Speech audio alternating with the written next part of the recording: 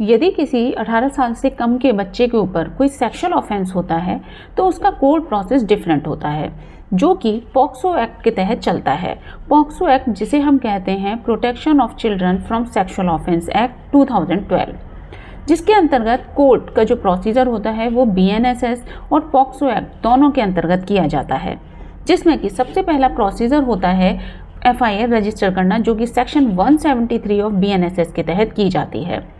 उस बच्चे की तुरंत FIR रजिस्टर होनी चाहिए। यदि वो विक्टिम बच्चा महिला है या कोई लड़की है तो उसकी जांच भी महिला अधिकारी के द्वारा ही की जानी चाहिए। उस बच्चे को तुरंत निःशुल्क लीगल हेल्प और सपोर्ट मिलना चाहिए। दूसरा स्टेप है मेडिकल एग्जामिनेशन का, जो कि आता है सेक्शन 184 ऑफ BNSS के तहत, जिसमें कि उस बच्चे की तुरंत ही ऑफेंस होने के कुछ घंटे के भीतर ही उसका मेडिकल एग्जामिनेशन होना जरूरी है, वो भी किसी प्रिफरेबल फीमेल डॉक्टर के द्वारा।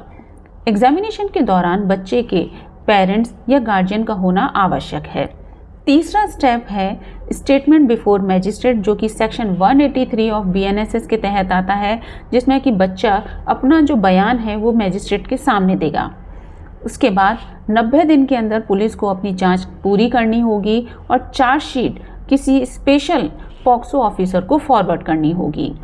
चौथा जो स्टेप है वो है इन्वेस्टिगेशन एंड चार्जशीट का, जो कि सेक्शन 28 और 33 ऑफ पॉक्सो एक्ट के तहत बताया गया है, जिसमें ये कहा गया है कि पुलिस को 90 दिन के अंदर बंद कमरे में कैमरे के माध्यम से अपनी इन्वेस्टिगेशन कंप्लीट करनी होगी और वो इन्वेस्टिगेशन के दौरान स्क्रीन या वीडियो लिंक्स को यूज़ करना अलाउड है उसको।